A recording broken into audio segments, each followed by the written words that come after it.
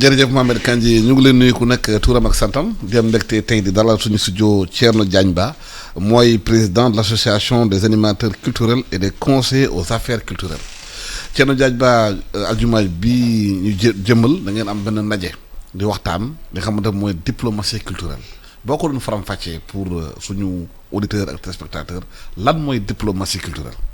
waaleykum salaam wa rahmatullah monsieur Diop Alassane maa ngi lay nuyu di la gërëm ci invitation bi ñun man maay président jiite ADAC mooy association des animateurs culturels et des conseillers aux affaires culturelles mooy cadre yu nekk sa ministère de la culture et de la communication di jëmmal la ak taxawal lu ñu naan politique culturelle u Sénégal ñun nag dañuy faral di xalaat ci pàcc yoo xam ne nit ñi sax duñ ko faral di wax ci dëkk bi pour jéem a proposer dëkk état bi nguur gi ay proposition yoo xam ne dañ naan suñ leen ko proposer suñ ko defee dinañ jéem a jëm kanam suñu wàllu culture.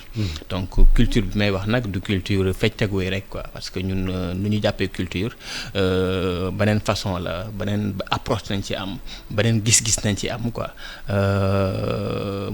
Suñu activité nit lépp looy def suba ba ngoon c'est culturel soo xëyee nu ngay sangoo c'est culturel dafa culturel soo xëyee nu ngay soloo dafa culturel nu ngay jëndee sa kër dafa culturel et cetera soo xoolee sax ñun dëkk boo dem ak su xëyee lu muy def ak nu muy jëndee këram ak nu muy liggéey loolu lépp ci culture la bokk ba tax na vendredi gannaaw suba dañuy amal benn waxtaan benn lël boo xam ne ñu ngi ko fas yéene jëmale ci diplomatie culturelle nag ci diplomatie rek la bokk mooy lu ñu naan relation internationale état yi nguur yi wala dëkk yi naka nañuy jokkalee naka nañuy waxtaanee naka nañuy échanger loolu rek daanaka suñ ko mën a résumer mooy diplomatie mais dafa am lu ñu naan approche yu bëri yu seetkat yi wala chercheurs yi gis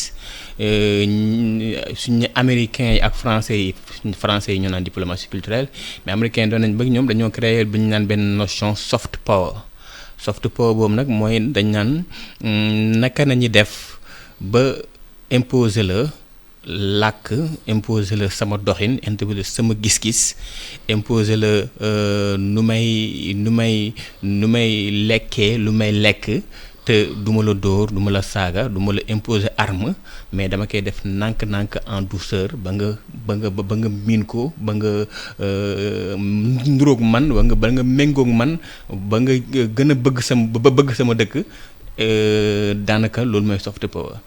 bu ñu xoolee. comme ni nga ko waxee américains yi. ak français yi surtout américains yi. seen lu ñu toggee ci àdduna bi. dañ ko jaarale ci musique. effectivement jaarale ko ci sport. jaarale ko seen American way of life. naka la ñuy dundee. ba xale yëpp bëgg leen roy.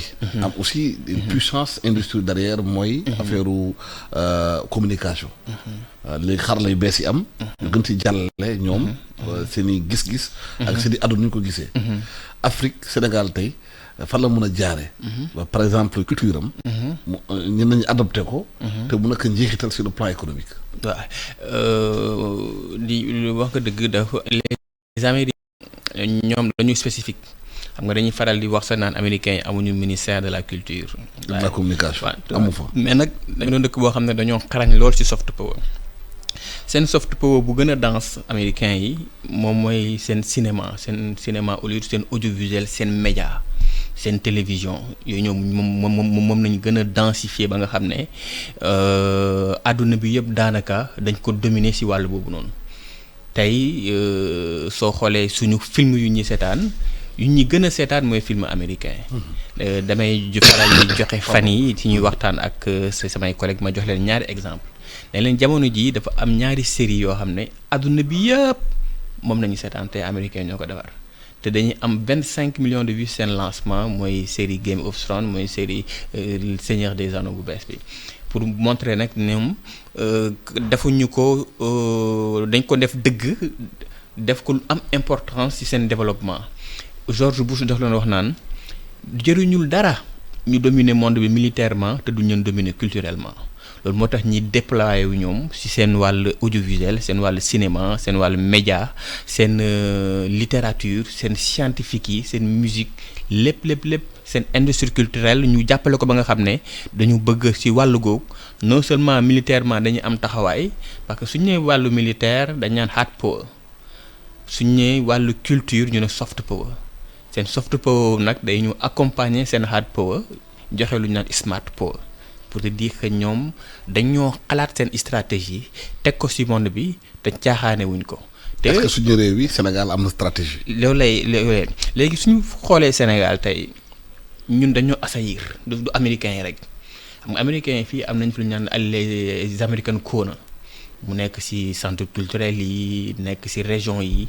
mais dafa am c'est ça dafa am lu ñu naan dans le soft power lu ñu naan politique de langue et seen politique de langue boobu nag caaxaan nañu ko moo tax dañ ko teg fa am solo jox ko moyen boo xam ne dañ naan fu ñu mënta nekk ci àdduna dinañ fexe nit ñi gën a bëgg anglais làkk anglais te loolu dafa am aussi ci français yi nag dañu am réseau ñoom daanaka seen réseau dafa yàgg am na plus de 100 ans maanaam seen réseau yi mooy institut culturel yi mooy centre culturel yi mooy alliance culturelle yi mooy l'organisation internationale de la francophonie ñoom dañu am plusieurs acteurs mooy les AFD tout ça seen réseau seen acteurs yi la bokk aussi pour se déployer partout dans le monde ñoom dañoo densifier aussi seen kii pour jaay seen civilisation mais aussi gis ne seen langue bi gars yi dañ koy xaw a titiller tuuti mais dañ koy dooleel ñu fàttaliku fan yële at yi ci gannaaw Sarkozy daf ne day commandité benn étude boo xam ne da koy def sur français bi fu mu toll ci àdduna bi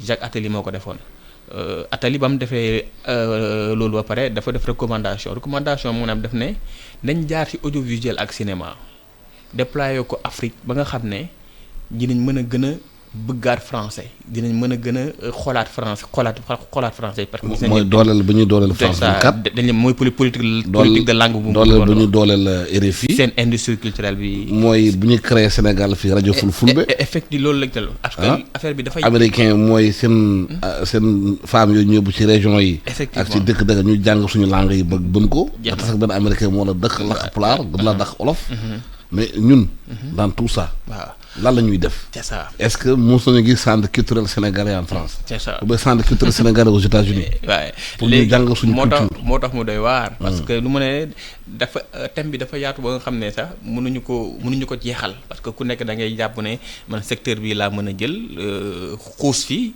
keneen jël beneen secteur tey essayé nañu Goethe Institut italien yi espagnol yi ba chinois yi sax ñu ngi fi quoi ñu ngi fi ñëpp léegi maintenant ñun ñu mën a def man maa ngi fàttaliku sama premier mémoire maa ngi ko bind si loolu ci diplomatie les actions diplomatiques le cas de la France mais ba ma jeexal dama def recommandation maanaam dama ne ñun amuñu benn centre amuñu benn institut certes dañ naan oui nous sommes amuñu doole mais war nañ mën a fexe ba nga gis ne am na yenn dëkk yoo xam ne am na sénégalais yi am nañ fa taxawaay maanaam tey suñu Europe am nañ dëkk boo xam ne ville yoo xam ne sénégalais yi am nañ fa taxawaay am nekk na convergence comme par exemple mën naa ne Paris war nañ fa mën a am centre culturel sénégalais mën naa ne tey suñu États-Unis war nañ mën a am Washington wala New York dara suñu Asie ñu xool dëkk boo xam ne nekk na convergence des sénégalais ñu am fa dara mais bu ñu fàtte ne aussi ne diplomatie culturelle dafa dox am ay acteurs yu bees mooy le numérique mooy les médias mooy les plateformes numériques tey pour nga jëmbal sa diplomatie à l'extérieur déployé wu il faut que nga jàppale ces industries culturelles d'abord artistes yi si dëkk bi am xoolaat sa politique culturelle tey damay faral di wax ne politique culturelle bu ñu doon def temps Senghor def ko temps Abdou Diouf mu nekkoon temps argentique mënuñu ko def temps numérique nekkul ci texte yi nekkul ci financement yi il faut ñu xoolaat yépp di ñaan réformer politique culturelle bi à l'intérieur d'abord mën a déployer wu à l'extérieur loolu moo tax damay intéressé wu ci chinois yi xam nga damay intéressé ci chinois yi seen soft power ñoom dañ ñaan suñu soft power suñu dëkk lay commencer d'abord ñu doog a déployer à l'extérieur parce que ñoom dañ ne mën nañ fexe ba nit ñi gëm suñu gis-gis politique te duñ leen dóor duñ leen saaga suñu forcer leen naxanteeg ñoom ba ñu gën a bëgg chinois ba ñu gën a bëgg langue ba ñu bëgg civilisation chinoise ba ñuy consommer chinois. léegi nag ñun loolu moom ñu def parce que diplomatie culturelle aussi day jàppale économie jàppale développement mooy culture tey dafa nekk secteur boo xam ne ku bëgg a développer ci àdduna bi il faut que nga jox ko cër. parce que moom mooy jàppale sa tourisme mooy jàppale sa développement mooy jàppale sa économie. xam nga loolu dafa laaj xam-xam dafa laaj stratégie. effectivement dafa laaj liggéey. est-ce que stratégie boobu am na. c'est pas naka la c'est pas coordonné kooku maanaam coordonné wuñu ko dans le programme am na su ma nee le français dafa am programme coordonné. maanaam bien maîtrisé maanaam ñun am nañ diplomatie culturelle. mais est-ce que maîtriser nañ ko parce que dafa am des acteurs yoo xam ne dañ fi mos a nekk.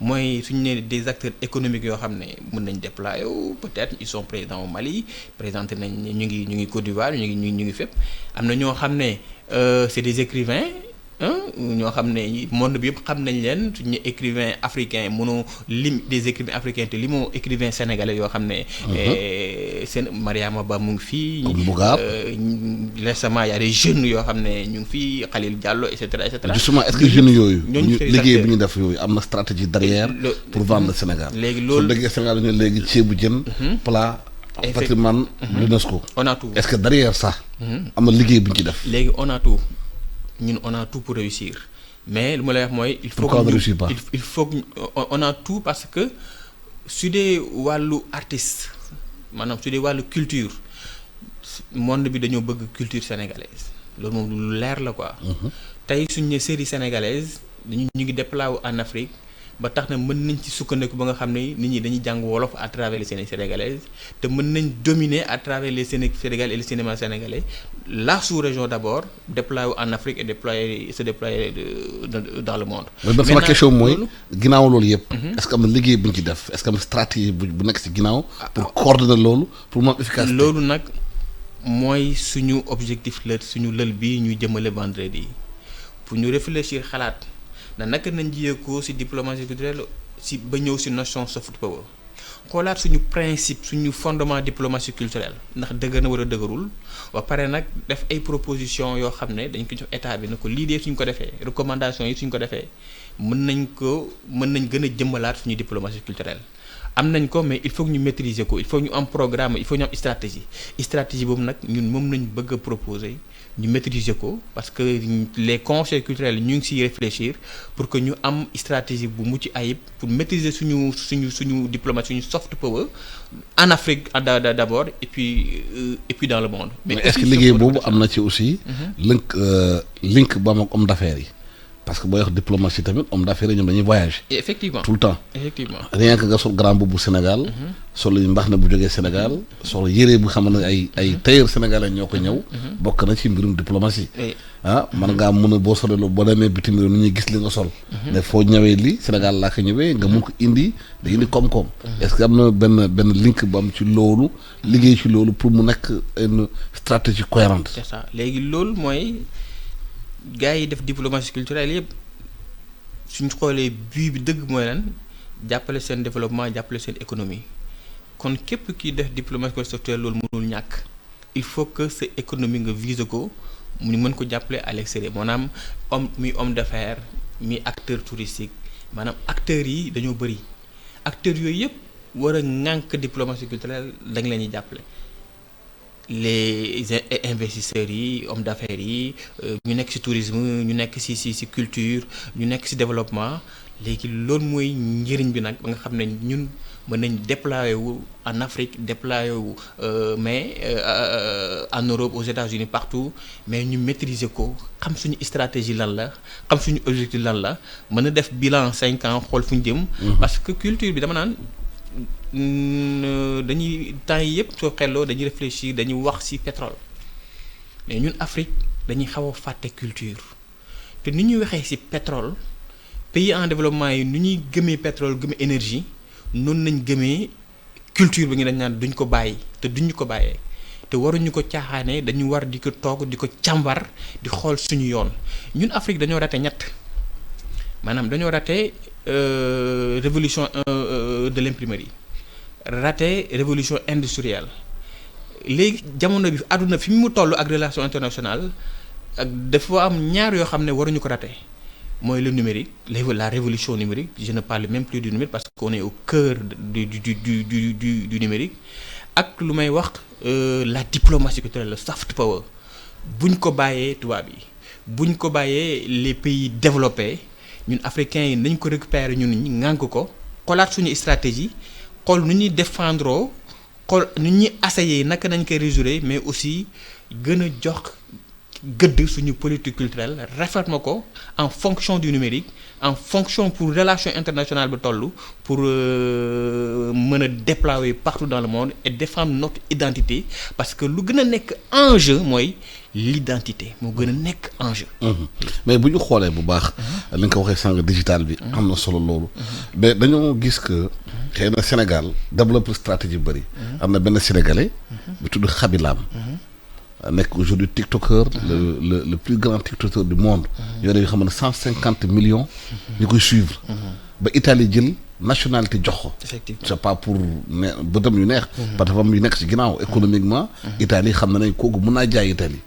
kooku am loolu Sénégal ba léegi kenn invité ko Sénégal fii ñëwul fii te sénégalais la. te kooku mën naa yore culture véhiculer même destination Sénégal. parce que 150 millions. nit di ko topp. gis nañ ko ngir équipe nationale Sénégal qualifié na coupe du monde. ñu ngi demee aspect culture gisuñu ko ci. à part maillot yi ñu sol ak yëpp. te coupe du monde quand même dafa c'est des milliards de personnes qui regardent ça. est-ce que am na aspect. yooyu yëpp xam nga dafay wonewaale culture Sénégal. effectivement li ngay wax dafa am solo ba nga xam ne tubaab bi dama benn xarit da naan tubaab dafa saay-saay. ma ne ko lu tax mu ne ma gis nga seen xam-xam yëpp fu ñu ko jëmale si Afrique maanaam képp ku fës si Afrique dañ lay jéem a récupérer. ah waaw bu fekkee Afrique bëggu la kay. mi intellectuel bi. yëpp kay mi créateur bi. mi cinéaste bi mi musicien bi. ñoom Felwine Sarr. ñëpp ak ñeneen ñëpp nañu récupérer tey dafa am.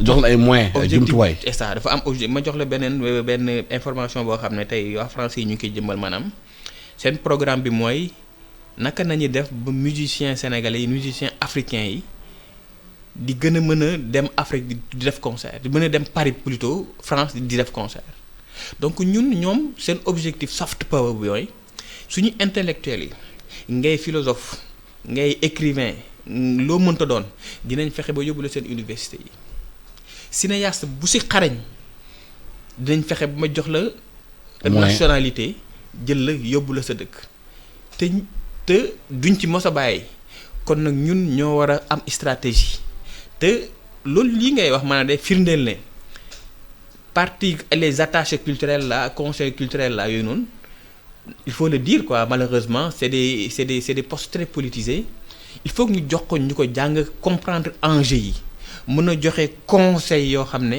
état bi mën na ko doxal ba tax na mu naan amul benn programme tey da àdduna bi bu ñuy teg te amul aspect culturel boo xam ne war nañ ci mën a xalaat ne naka dañ koy defee mi Jeux olympiques mi coupe du monde bi nga wax léegi nii mi salon yu ñuy organiser lépp dañ ko war a xoolaat am suñu stratégie yu may wax sànq noonu ne lii su amee naka dañuy suñu taxawaay naka la ci wàllu culture parce que ñu ngi koy bàyyee tubaab yi tey dama am lu may wax dama naan seetluwu leen ne Sénégal suñu yenn dëkk yi comme Côte d'Ivoire Nigéria dañu commencé dameele papillon ci wàllu culture.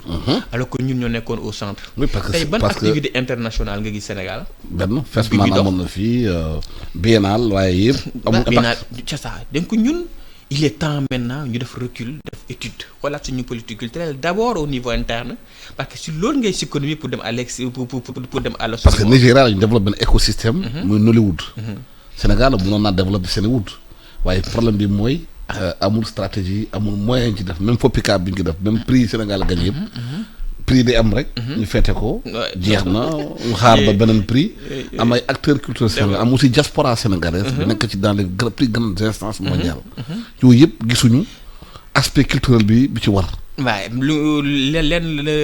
dafa da nga wax ñaar yu am solo mooy écosystème ak stratégie gis nga cinéma ñaar yooyu la malheureusement ñun amuñu écosystème bi amuñu stratégie bi wàllu cinéma Sénégal yëpp seen cinéma yaakaar nañ ne xaalis la non cinéma du xaalis kese. dafa am ay écosystème bu nga xam noo koy créer te neewoon naa la mënuñu gérer culture ni ñu koy gérer temps argentique temps ak léegi war rawatina nag si wàllu cinéma. maintenant ñun dama am benn xarit mu naan notre cinéma c'est avec beaucoup de bronze maanaam li ngay wax. dañuy festival ñu gagné ay prix mais cinéma économique boobu noonu industrie du cinéma ñun dañuy peine mettre ko en place te loolu si nañu war a dox. yóbbaluñu dara on peut le réussir on a tout pour le réussir pour au Sénégal parce que on a les textes yoo xam ne am na dëkk yoo xam ne fii nañ inspiré wu pour jël texte sénégalais yi pour yóbbu ko seen dëkk. teg ko lan moo tax kon tey FOPICA tey lu ngay FOPICA Côte d'Ivoire quand j'étais à la direction de la cinématographie man je sais que Côte d'Ivoire ci FOPICA la inspiré wu les textes di FOPICA la inspiré wu pour teg seen financement kii. mais lu tax mu dox foofu doxul fii. mais wax ko écosystème stratégie. dañ ko xalaat quoi plan stratégique il faut ñu koy am il faut que chaque service di am plan stratégique développer cinéma ma ñu éviter aussi ñu am cinéma trop métis.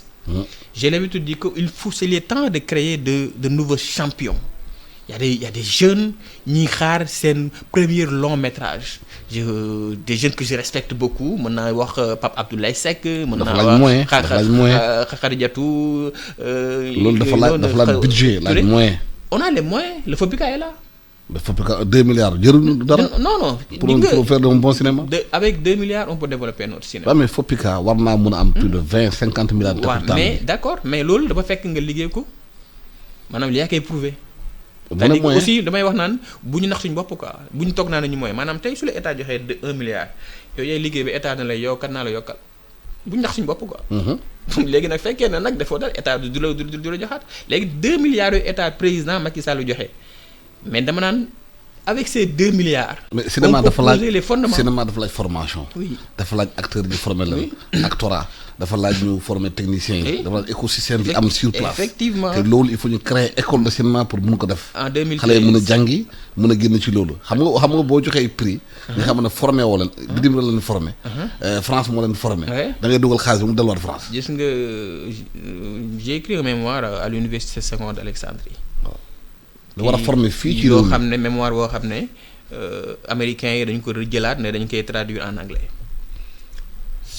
sama mémoire boobu dama ci wax ne premier fondement industrie du cinéma c'est la formation.